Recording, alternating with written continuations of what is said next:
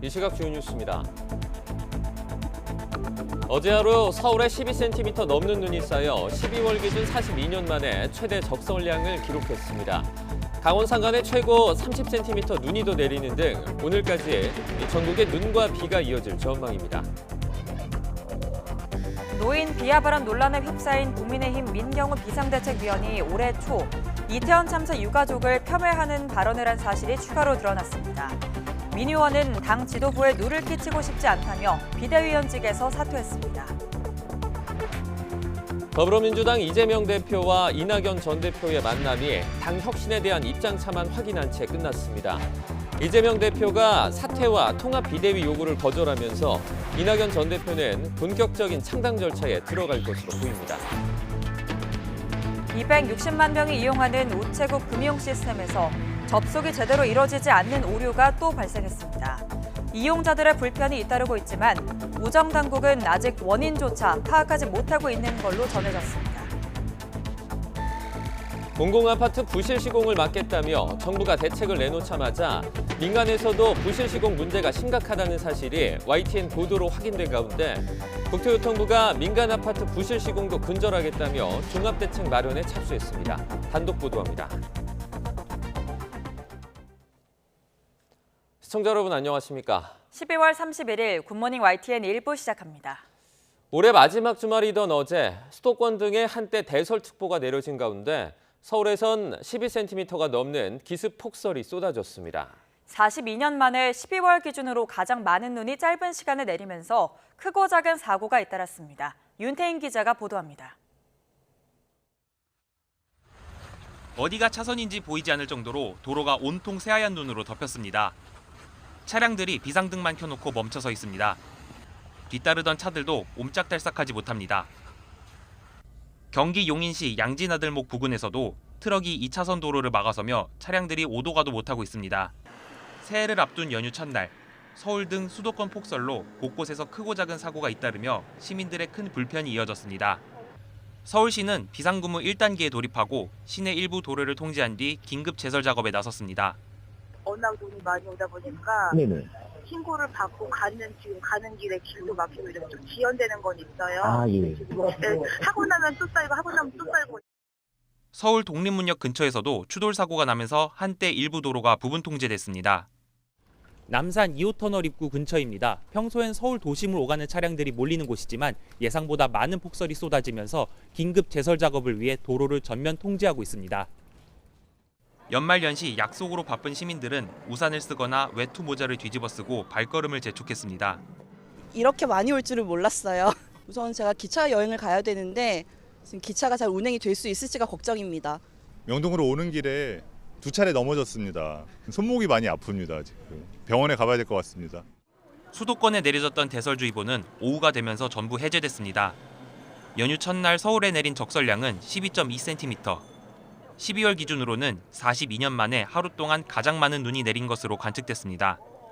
기상청과 도로공사는 강원도를 중심으로 눈이 더 내릴 것으로 보인다며 해맞이 차량 운행에 월동 장비 대비 등 안전을 당부했습니다. YTN 윤태인입니다. 당내 통합의 분수령으로 주목을 받았던 더불어민주당 이재명, 이낙연, 현직 전직 대표의 회동이 아무 성과 없이 끝났습니다. 대표직 사퇴와 통합 비대위 구성 요구를 이재명 대표가 거부하면서 이낙연 전 대표가 탈당과 신당 창당 수순을 밟게 될 가능성이 한층 커졌습니다. 박기환 기자가 보도합니다. 회동 장소에 먼저 도착한 민주당 이재명 대표가 잠시 뒤 도착한 이낙연 전 대표 쪽으로 걸어가 인사를 건넵니다. 지난 7월 이후 5달 만에 두 번째 명락회동이 성사됐습니다. 집이라도 찾아가겠다던 이재명 대표와 피할 이유가 없다던 이낙연 전 대표. 그러나 입장차는 좁히지 못했습니다. 이 전 대표가 연말을 시한으로 제시한 대표직 사퇴와 통합 비대위 요구를 이 대표가 받아들일 수 없다는 뜻을 분명히 한 겁니다. 우리 국민들 그리고 우리 당원들 눈높이에 맞춰서 단합을 유지하고 이번 총선을 반드시 이겨야 된다라는 말씀 드렸습니다. 더욱 중요한 것은 김대중 노무현 대통령이 구현하고자 했던 그 가치와 정신과 품격, 을 지키는 것이 더 본질이라고 믿습니다. 이 대표는 당을 나가는 것이 민주당을 위한 길은 아니라며 탈당을 만류했지만 실제로 기대치에 부족한 점이 있겠지만 당을 나가시는 것이 그 길은 아닐 것이다라는 간곡한 말씀을 드렸습니다. 이 전 대표는 이 대표에게서 변화의 의지를 확인하지 못했다며 제 갈 길을 가겠다고 고개를 저었습니다. 민주당의 변화 의지를 확인할 수 없었던 것이 매우 안타깝습니다. 좀 더 가치 있는 일을 위해서 제 갈 길을 가겠습니다. 냉랭한 분위기 속에서 진행된 50여 분 회동에선 공천 등 당내 현안이나 제3의 중재하는 거론조차 되지 않은 것으로 전해졌습니다. 일각에서 대안으로 제시됐던 조기 공동선대위 구성이나 총선 역할론도 마찬가지로 테이블 위에 오르지 않았습니다. 회동 뒤 진행된 언론 인터뷰에서 이 전 대표는 서로 같은 말이 반복됐다며 실망감을 드러내면서 신당 창당 절차를 밟아갈 것이라고 강조했습니다. 결국 기존 입장 변화 없는 이번 만남 자체가 이 대표의 통합 노력과 이 전 대표의 신당 창당이라는 각각의 명분 쌓기에 머물렀다는 지적이 나오는 이유입니다. 이재명, 이낙연 두 사람의 갈등 봉합 시도가 실패로 끝나면서 이낙연 전 대표의 신당 행보는 더 속도가 붙을 것으로 보입니다. 여권에서 이준석 전 국민의힘 대표에 이어 제1야당에서도 전직 대표의 이탈을 막을 수 없게 되면서 제3지대 논의에도 탄력이 붙으리란 전망도 나옵니다. YTN 박견입니다. 노인 비하 등 과거 발언 논란에 휩싸인 국민의힘 민경우 비상대책위원이 올해 초엔 이태원 참사 유가족도 폄훼하는 발언을 한 사실이 확인됐습니다. 해당 보도가 나온 지 몇 시간 뒤 민 의원은 당 지도부에 누를 끼치고 싶지 않다며 비대위원직을 사퇴했습니다. 최두희 기자입니다. 지난해 이태원 참사가 발생하고 석 달여가 지난 올해 2월 초 유튜브 방송에 나온 국민의힘 민경우 비상대책위원은 민주주의 사회의 다양성이 마냥 괜찮은 거냐며 운을 뗐습니다. 그러면서 이태원 참사 유가족들이 막무가내로 개긴다, 전장현도 막무가내로 개긴다며 이것도 다양성으로 봐야 하느냐고 반문했습니다. 너무 극단적인 진영 정치는 제어해야 한다고 덧붙이긴 했지만 사회가 이렇게 가면 선거가 끝났는데도 국회의사당에 몰려가 난동을 부리는 미국이나 브라질처럼 된다며 비난 발언을 이어갔습니다. 민 비대위원의 설화는 이뿐만이 아니었습니다. 앞서 식민지 근대화론을 긍정하는 듯한 발언이나 도요토미 히데요시니 옛날에 한반도나 그 대륙이나 이런 것들을 경영하려는 거대한 구상을 생각하면서 청년들이 적극적으로 진출했던 건 있는데 과거 노인 비하 발언도 적지 않은 논란을 일으켰습니다. 아까 노인 발언에 대해서는 재산 반성을 사과를 했어요. 일제강점기가 수탈의 역사입니까? 아니면 개척의 역사입니까?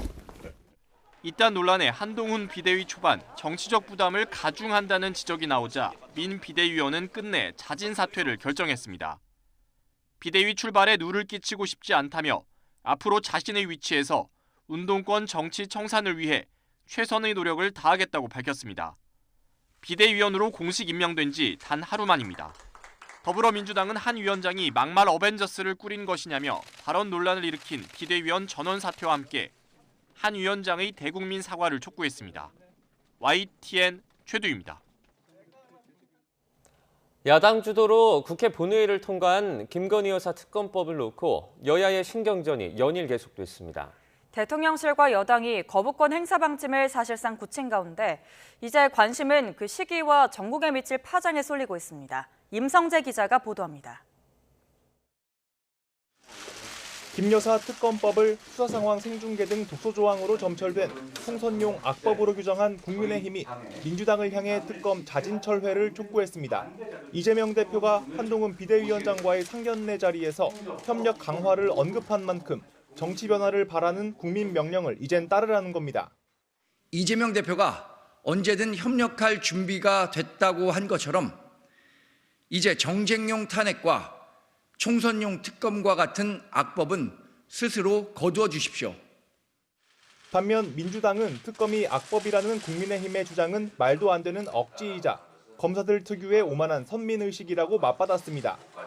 특히 각종 여론조사에서 국민 다수가 특검에 찬성하는 점을 강조하고 있는데 이들의 요구가 비상식적인 것이냐며 따져 물었습니다.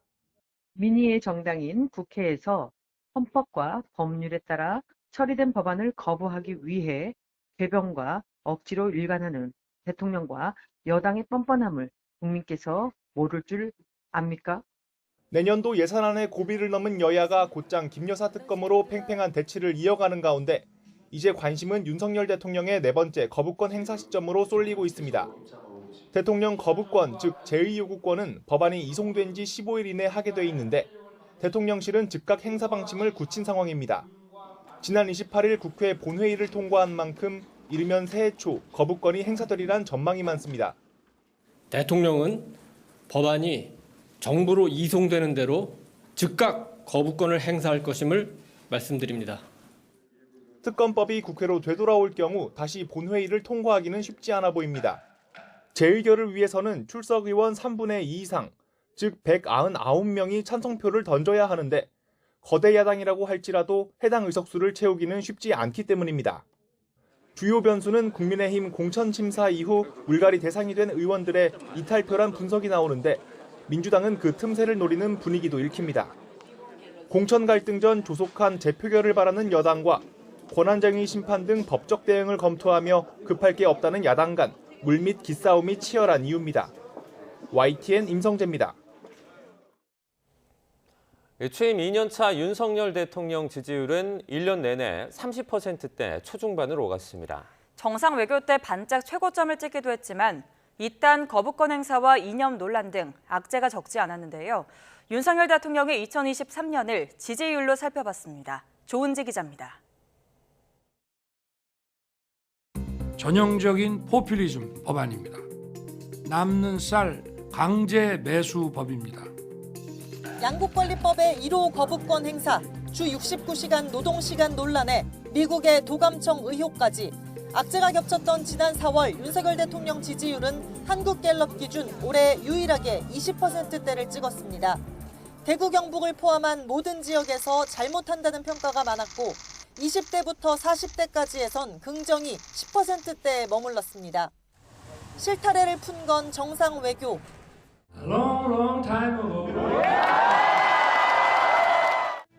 윤 대통령은 미국을 국빈 방문해 70년 동맹을 핵 기반으로 진화시킨 워싱턴 선언을 발표했고 미국의 핵전력을 결합한 공동작전을 함께 기획하고 일본과는 12년 만에 셔틀 외교를 복원해 아픈 역사를 함께 추모하며 교감했습니다. 윤 대통령 공약인 만나이 시행까지 겹치며 초여름 지지율은 4주 연속 올라 7월 첫 주 38%로 올해 최고를 찍었습니다. 하지만 후쿠시마 오염수 방류를 앞두고 야권이 결집하며 윤 대통령 지지율은 6%포인트 곤두박질. 캠프 데이비드의 한미일 단독회동 같은 역사적인 순간도 있었지만 오송 지하차도 참사와 혼돈의 잼버리, 홍범도 논란 등이 이어지며 긍정평가는 내내 30%대 초반을 맴돌았습니다. 제일 중요한 게 이념입니다. 나라를 제대로 끌고 갈 수 있는 그런 철학이 바로 이념입니다.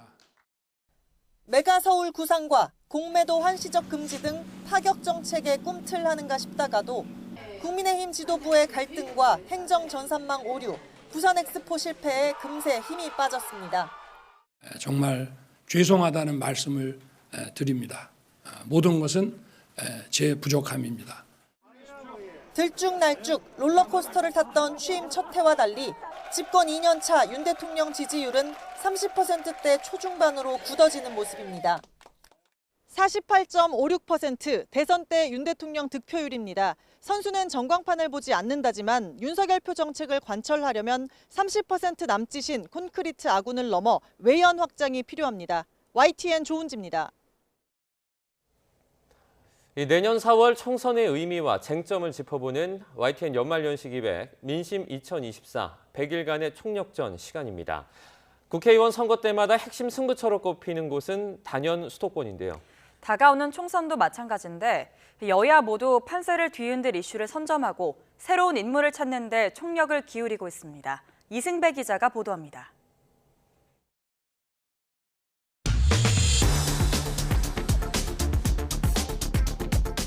수도권 인구는 2,600만 명, 우리나라 전체 인구의 절반이 살고 있습니다. 그래서 선거 때마다 최대 승부처로 꼽히는데 지난 총선 역시 마찬가지였습니다. 민주당은 당시 전체 121석 가운데 103석을 휩쓸었습니다. 수도권 지역구 의석의 85%에 달합니다. 국민의힘 전신인 미래통합당은 말 그대로 참패했습니다. 49석 걸린 서울에서 8석, 59석 걸린 경기는 7석, 13석 인천은 고작 한 곳 승리에 그쳤습니다. 수도권에서 참패하면 결과를 뒤집기가 쉽지 않다는 걸 잘 보여줍니다. 이런 학습 효과는 여야 모두를 수도권 표심에 더 민감하게 반응토록 했습니다. 대표적인 건 부동산 개발 이슈입니다. 여당은 총선을 앞두고 메가서울을 띄웠습니다. 총선 판도를 뒤흔들기 위한 승부수였습니다. 김포를 시작으로 구리에 이어 하남까지 이름이 거론되면서 인접도시들은 술렁이고 있습니다. 공감대가 형성되는 지역부터 저희들이 하나하나씩 해결해 나가겠습니다. 앞으로 구리 서울 통합 문제도 서울시가 잘 협의해서 별 이견이 없으면 바로바로. 이에 질세라 거대 야당인 민주당은 1기 신도시 특별법으로 맞불을 놨습니다. 분당과 일산 등의 낡은 아파트 재건축 규제를 완화하는 게 핵심인데 여당도 호응하면서 합의 처리됐습니다. 용적률 상향, 용도 지역 변경, 통합 심의 등을 통해서 재건축을 신속하게 활성화하기 위한 특별법입니다. 총선의 얼굴, 인물론 역시 승부를 가를 중요 포인트입니다. 가장 시선이 집중된 곳은 경기도 최대 격전지로 꼽히는 이른바 수용성 벨트입니다. 수원과 용인, 성남 등 세 곳의 인구만 300여만 명, 지역구도 13개에 달해 인천과 맞먹기 때문입니다. 특히 경기 남부권 정치 1번지로 불리는 수원은 여야 모두 인지도와 중량감 있는 인사들을 내세워 총력전에 나설 태세입니다. 정치권에서는 수원성 전투가 벌써 시작됐다는 말까지 나옵니다. 총선 승리의 교두보를 확보하기 위한 여야의 사활을 건 수도권 표심 경쟁은 선거가 다가올수록 치열해질 수밖에 없습니다. YTN 이승배입니다. 내년 총선에서 수도권 못지않게 또 다른 승부처로 주목을 받는 건 이 선거 때마다 캐스팅 보트 역할을 해온 중도 또는 무당층 유권자들의 민심과 선택입니다. 이른바 제3지대가 꿈틀대는 배경이기도 한데요. 이번엔 특히 이준석, 이낙연, 거대 양당의 전직 대표들이 발원지라는 점에서 그 파급력에 더 관심이 쏠리고 있습니다. 이어서 안윤학 기자가 보도합니다. 총선을 100여일 앞두고 제3지대론에 신호탄을 쏘아 올린 건 이준석 전 국민의힘 대표였습니다. 개혁신당을 기치로 탈당을 선언하고 거대 양당 체제에 도전장을 냈습니다. 국민의힘에 제가 가지고 있는 모든 정치적 자산을 포기하겠습니다. 총선 전 재결합 시나리오라는 것은 제가 부정하고 시작하겠다라는 말씀을. 분열의 원심력이 커진 건 야권도 마찬가지입니다. 이낙연 전 대표가 이재명 대표 체제 민주당을 반민주로 규정하고 창당할 결심을 굳혀가고 있습니다. 대한민국이 위기에 직면했는데 지금의 양당 정치가 그 위기를 해결하기는커녕 위기를 오히려 심화시키고 있습니다. 내부 주도권 다툼에다 일부 여론조사에서 중도 무당층 비율이 30%를 웃도는 등 양당 독주 체제에 대한 회의론이 부상한 게 거물급 인사들의 출전을 재촉했다는 분석입니다. 하지만 역대 성공 사례는 김종필 전 총리의 자유민주연합, 안철수 의원의 국민의당 등 손에 꼽을 정도입니다. 신당이 넘어야 할 산이 그만큼 많다는 얘기입니다. 당장 선거를 치를 자금과 탄탄한 지지 기반을 가진 현역 의원들의 참여가 부족해 바람몰이를 할 세력으로 발돋움하는 게 쉽지는 않아 보입니다. 특히 당내 비주류 의원들마저 부정적인 의견을 피력하는 이낙연 전 대표는 더더욱 홀로서기 할 처지에 놓였습니다. 광주 전남 후보자 누구도 이낙연과 함께하지 않고 호남 사람들도 이낙연을 지지하지 않고 있습니다. 물론 이른바 공천 학살이 현실화하면 탈락자 합류로 반등의 기회를 노릴 수는 있지만 핵심 지역 기반이 아직 불확실한 건 무시할 수 없는 불안 요소입니다. 옛 국민의당이 2016년 20대 총선에서 38석 돌풍을 일으킨 토대는 바로 호남이었습니다. 호남에서도 야권 대편이 되어야 된다는 그런 의사들이 이번 투표에 반영이 되지 않나 생각합니다. 여야 선거제 협상이 소수 정당에 불리한 과거 병립형 회기로 결론 날 경우 상황은 더 나빠집니다. 거대 양당이 치열하게 혁신 경쟁을 벌인다면 신당 선택 시 따르는 유권자들의 사표 우려는 커질 수밖에 없기 때문입니다. 대한민국은 앞으로 미래에 대한 별로 희망을 갖기가 어려운 나라처럼 비춰지고 있습니다. 창당하시던 여러분들께서 국민에게 확실하게 확인할 수 있는 대안을 제시를 함으로써 그래서 이미 제3지대로 뛰어든 금태섭, 양양자 등 전현직 의원들과 연대하거나 아예 이준석, 이낙연 두 사람이 손잡아 빅텐트를 펼쳐야 그나마 승산이 있다는 전망도 나옵니다. 최근에 국민의힘과 민주당을 가리지 않고 여러 인사와 교류하면서 사실 국가에 대한 고민을 하고 있는 많은 분들을 만나고 또 이야기하고 있습니다. 정치인이 당적을 옮긴다는 건 매우 고통스러운 결단입니다. 그분께서도 큰 고통을 겪으셨겠구나 하고 생각합니다. 다만 경제, 안보 등 분야에서 정치적 노선이 명확히 엇갈리는 상황에서 빅텐트의 부정적인 시선은 걸림돌입니다. 반명, 반윤을 내세워 느슨한 선거연대를 하는 것도 가능한 시나리오이지만 구태정치, 선거공학으로 비판받을 공산이 작지 않습니다. 선거가 임박할수록 거대 양당 중심으로 결집할 가능성이 큰 한국 정치 특성상 30%대 부동층만으로 신당이 성공할 가능성은 크지 않다는 게 대체적인 전망입니다. 제3지대에 실제 표를 던졌을 때 유권자들 스스로 정치와 민생에 희망이 있겠다고 느낄 만큼 확실한 비전과 정책 방향을 제시해야 한다는 지적이 나오는 이유입니다. YTN 안윤학입니다. 북한은 올 한해 우리와 대화를 거부하고 군사정찰 위성과 중장거리 미사일을 발사하며 무력 도발을 이어왔습니다. 뚜렷한 돌파구가 없는 상황이라 이 내년에도 강대강 국면이 이어질 전망입니다. 북한이 어떤 도발을 해올지 신현중 기자가 짚어봤습니다. 북한은 올 한해 정찰 위성을 발사하고 화성 18형 대륙간 탄도미사일을 쏘면서 도발 수위를 끌어올렸습니다. 이에 맞서 한미는 미 전략자선을 수시로 한반도에 전개하고 적 지도부 제거 작전을 선보였습니다. 새해에도 이런 강대강 대치는 계속될 전망입니다. 내년 8월 처음으로 실시하는 북핵 대응 연합연습 등에 맞서 북한도 공세적 대응을 강조한 상황입니다. 적이 핵으로 우리를 도발해 올 때에는 주저없이 핵 공격도 불사할 우리 국가의 공격적인 대응 방식과 우리의 핵 전략과 핵 교류의 진화에 대한 북한은 특히 중국과 러시아에 막힌 유엔 안보리의 대북 제재 빈틈을 노려 각종 도발을 해올 가능성이 큽니다.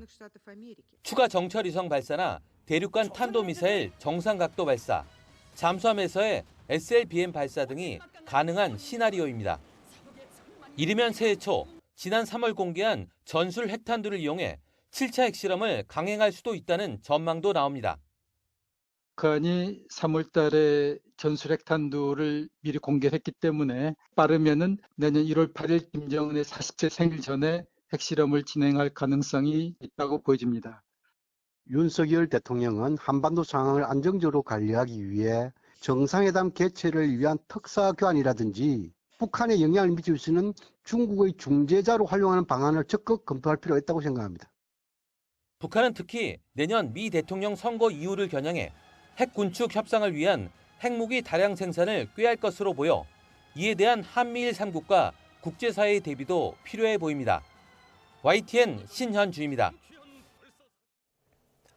올해 동북아 정세에도 많은 변화가 잇따랐습니다. 윤석열 정부는 한일 관계의 오랜 걸림돌이었던 과거사 갈등을 해결하며 일본과 관계 정상화를 빠르게 진행했습니다. 하지만 대중외교는 여전히 어려운 과제로 남아 있습니다. 조수영 기자입니다. 윤석열 정부는 지난 3월 한일 관계의 최대 걸림돌이었던 강제징용 문제를 매듭짓기 위해 제3자 변제 해법을 내놓았습니다. 일본 가해 기업의 배상 책임이 빠져 반쪽 해법이라는 비판도 있었지만 일본 정부가 호응하면서 한일 관계 개선의 물꼬가 트였습니다. 이번 해법이 한일 양국에게 반목과 갈등을 넘어서 미래로 가는 새로운 역사의 기회의 창이 되기를 바랍니다. 한일 양국은 올해 7차례 정상회담과 함께 정부 간 협의체들을 복원하고 수출 규제와 군사정보 보호협정 갈등도 빠르게 해결했습니다. 상반기 안보정책협의회 경제안보 대화에 이어서 지난달 외교 차관 전략 대화까지 재개되면서 지난 3월 방일시 합의한 모든 정부 간 협의체가 이제 100% 복원이 됐습니다. 政治、安全保障、経済、文化などさまざまな分野で日韓の協力を動かしてきました。 하지만 한일 관계 회복을 계기로 한미일 안보 협력도 강화되면서 한중 관계에는 불협화음이 나타났습니다. 하반기 들어 한중 외교장관 회담 등 여러 고위급 접촉을 통해 서로 관계 발전의 뜻은 확인했지만 아직 뚜렷한 성과를 내지 못했다는 지적입니다. 서로에 대한 기대를 조금 재조정하는 그런 시간이 필요했던 것 같고요. 기능주의 접근이라고 하는데 한중 사이의 경제 협의체가 코로나를 계기로 전면 중단이 됐는데 복원시키는 노력이 필요하고요.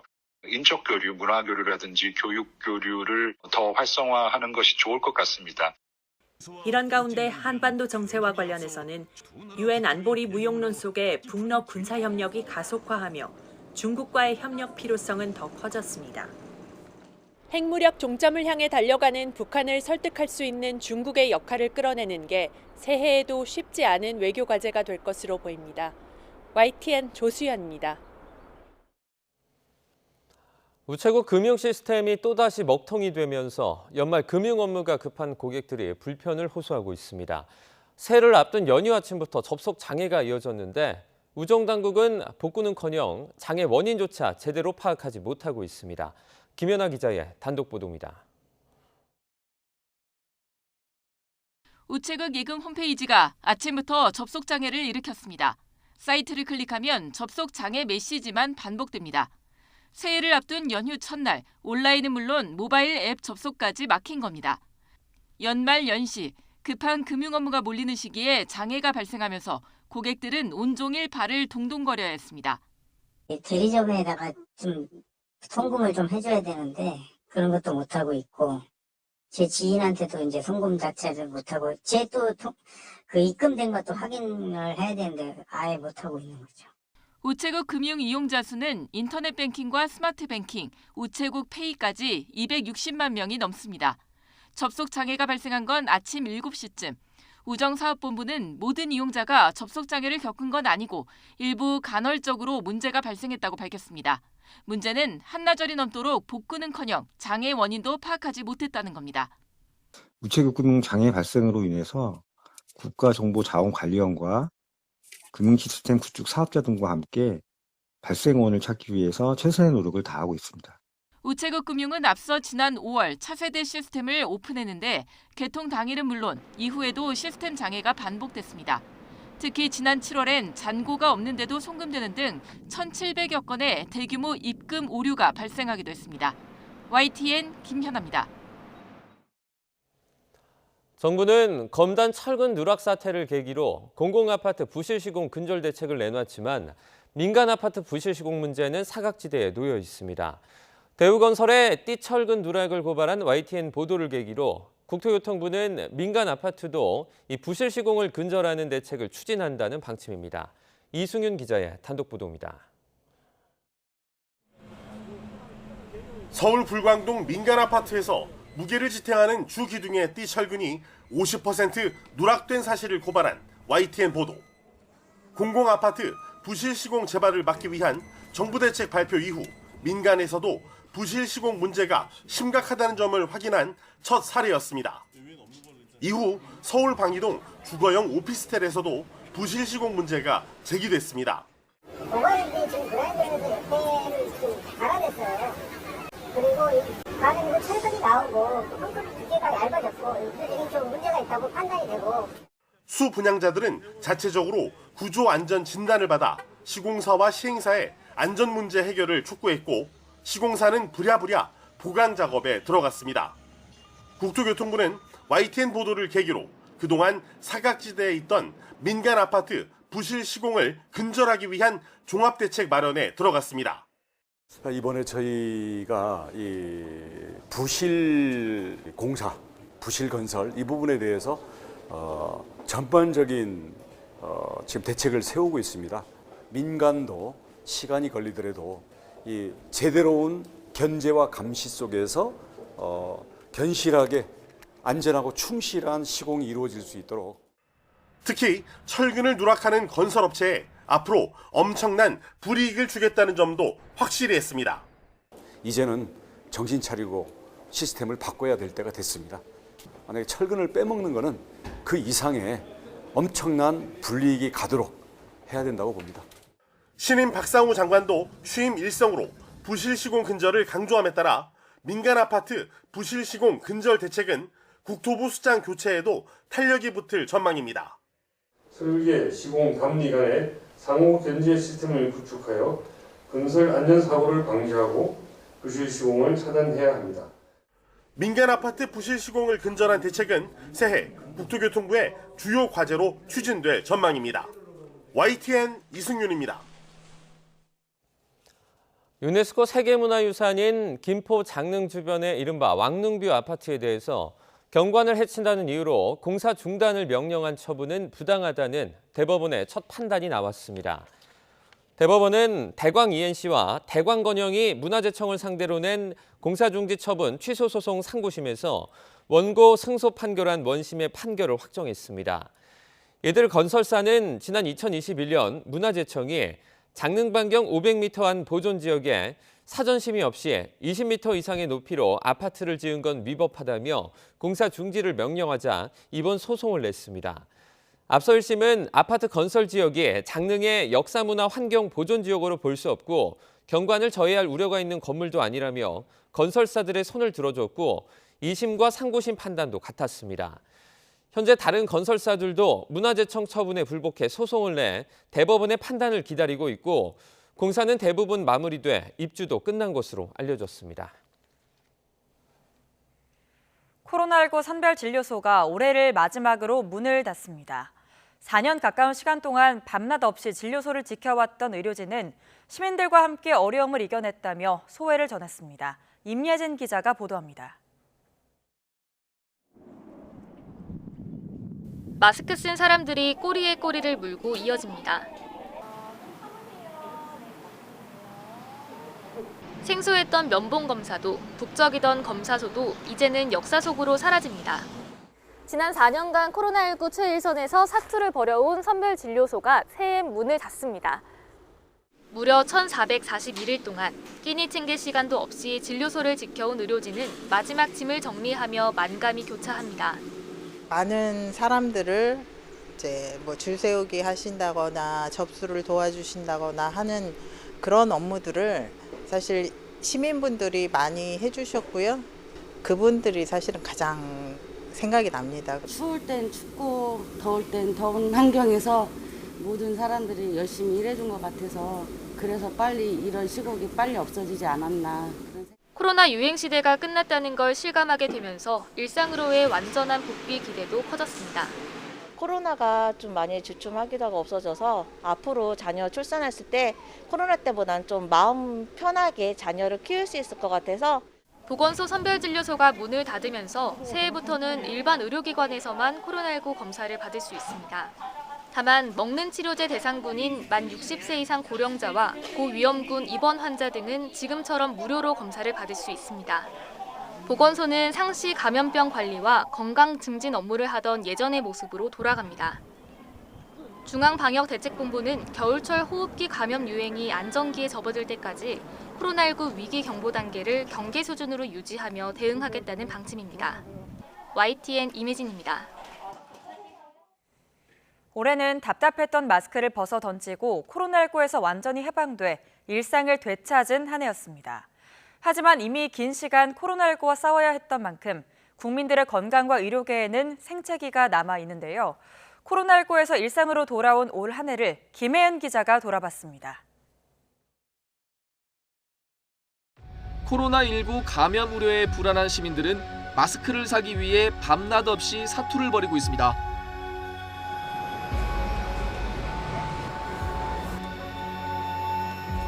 품귀 사태를 거쳐 3년 넘게 한 몸이 되다시피 했던 마스크.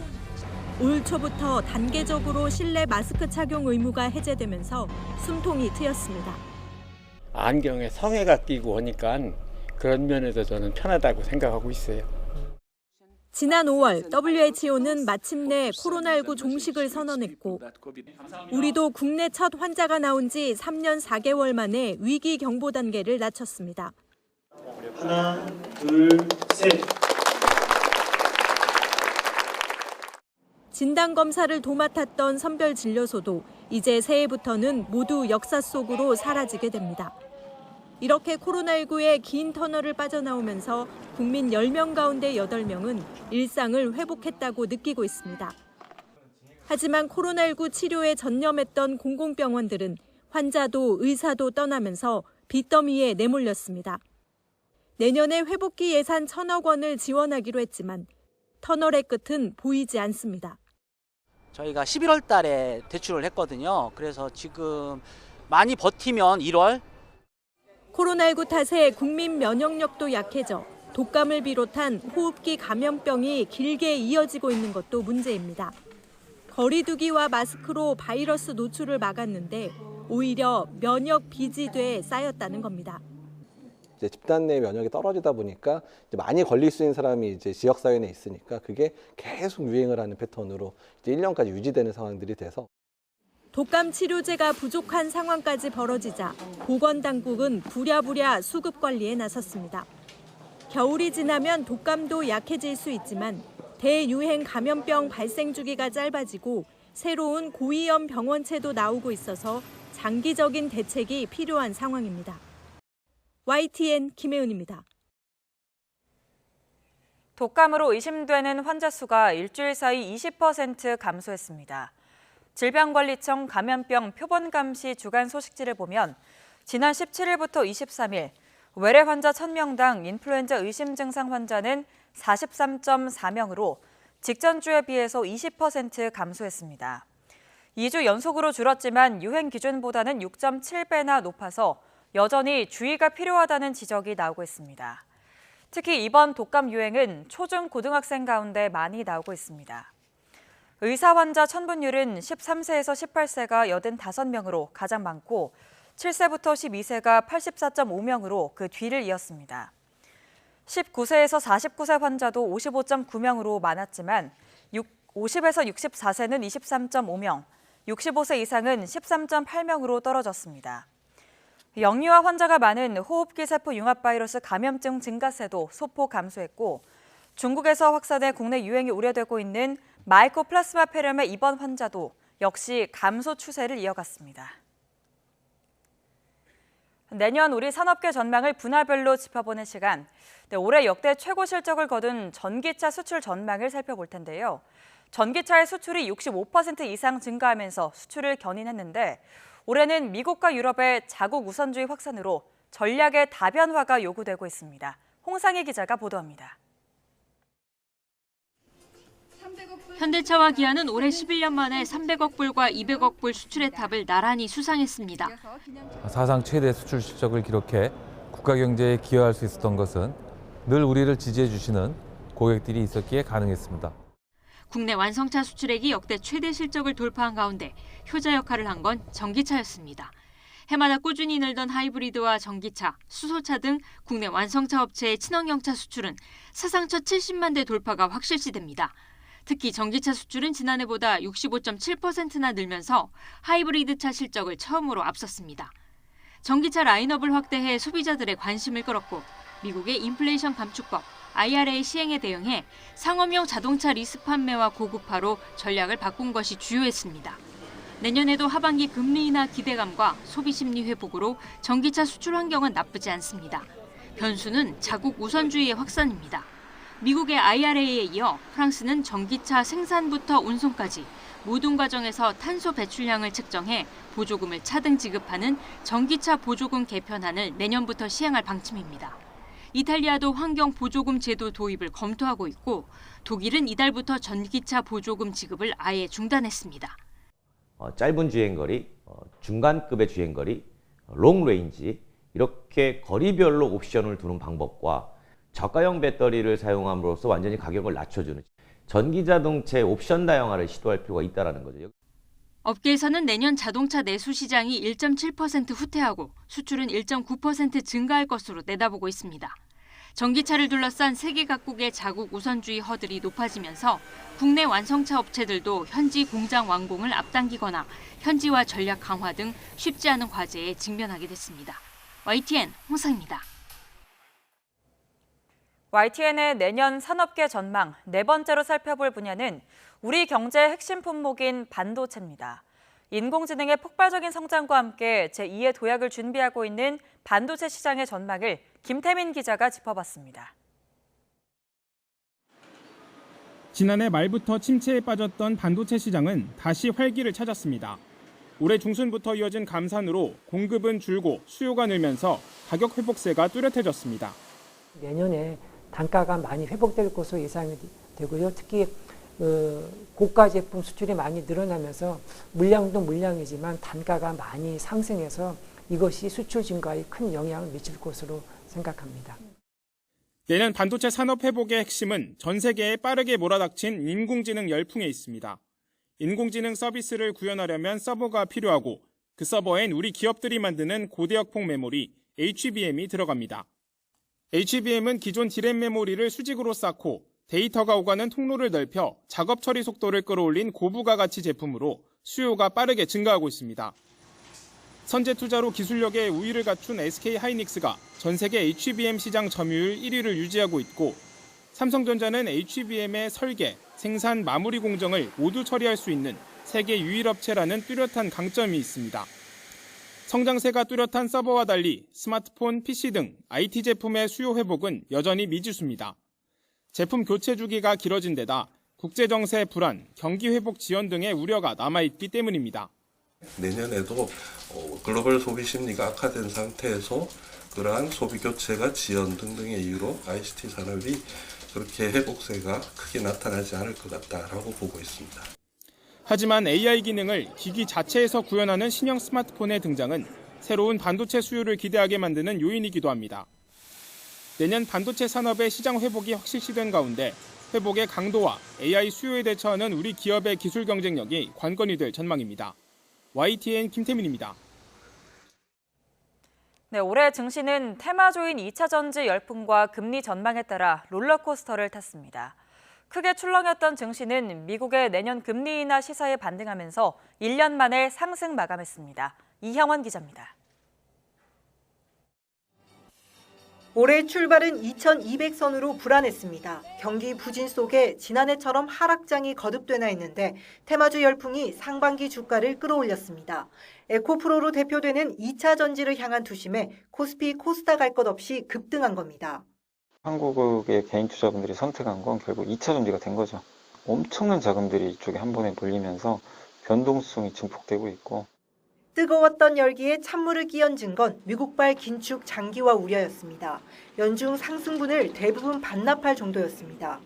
상당히 큰 폭으로 하락했던 것 같습니다. 미국 연준에서 계속 좀 긴축적인 그런 코멘트들을 계속 하다 보니까 기준금리 전망에 따라 휘청였던 증시는 미국의 내년 금리 인하 예고에 V자 곡선을 그리며 올해 장을 마감했습니다.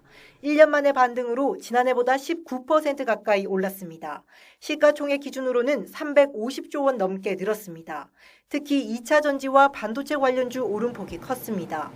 4년 만에 순매수로 돌아선 외국인도 반도체주를 쓸어 담으면서 삼성전자가 52주 신고가를 새로 쓰기도 했습니다. 2차 전지가 밀고 반도체주가 끌면서 올해 2650선에서 문을 닫은 증시가 내년에도 상승장을 이어갈 수 있을지 주목됩니다. YTN 이영원입니다.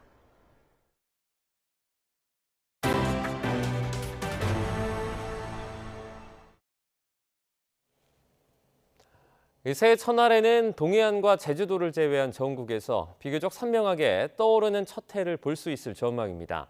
일출 명소 곳곳에서는 다양한 해맞이 행사가 예정돼 있다고 하는데요. 정혜용 기자가 전해드립니다. 2024년 갑진년 푸른 용띠해를 밝힐 첫 해는 대부분 지방에서 선명하게 볼 수 있겠습니다. 내륙에 가득한 낮은 구름이 걷히고 맑은 하늘이 드러날 것으로 보이기 때문입니다.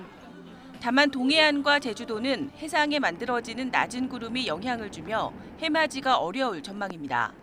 1월 1일 해맞이는 낮은 구름대가 유입되는 제주도와 동해안에는 보기 어렵겠지만 그 밖에 전국은 대체로 맑은 날씨에 해맞이가 가능할 것으로 예상합니다.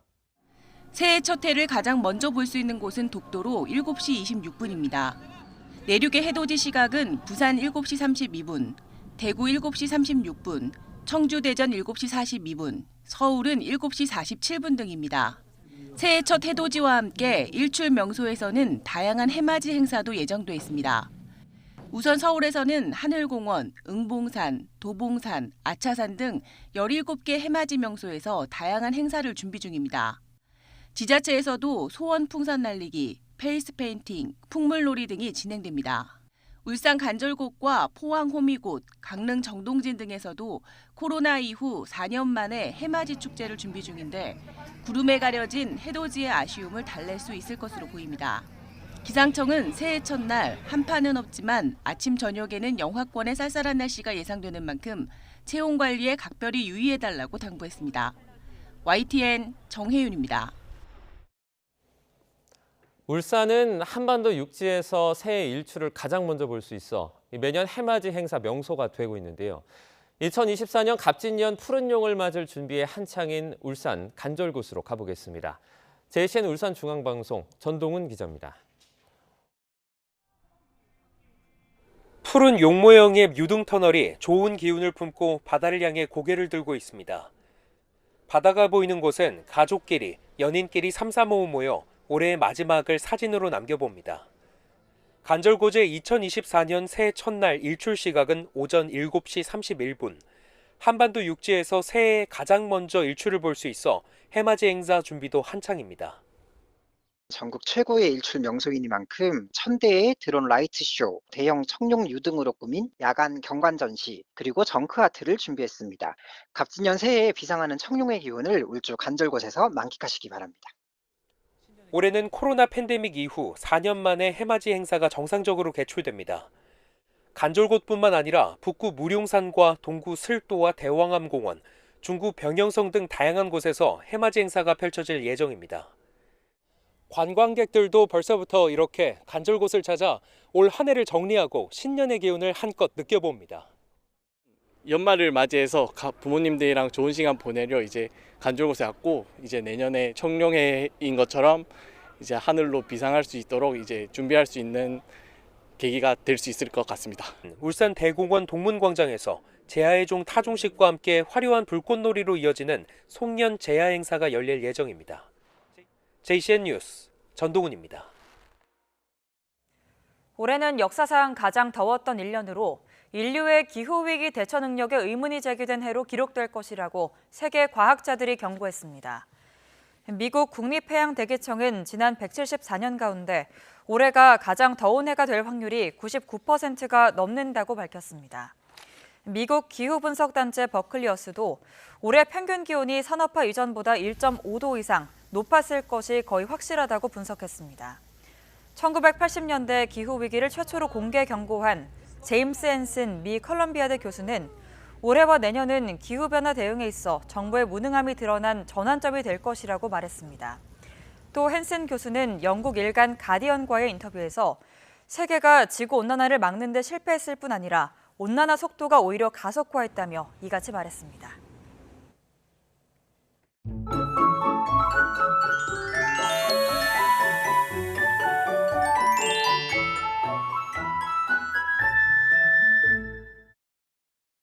현재 곳곳에 산발적으로 비가 오고 있습니다. 영동에는 대설주의보가 내려진 가운데 많은 눈이 오고 있는데요. 강원 북부 산간은 내일까지 20cm 이상, 강원 북부 동해안도 15cm 이상의 큰 눈이 더 올 것으로 예상됩니다. 미세먼지도 문제입니다. 오늘도 대부분 지방의 공기가 탁할 것으로 보입니다.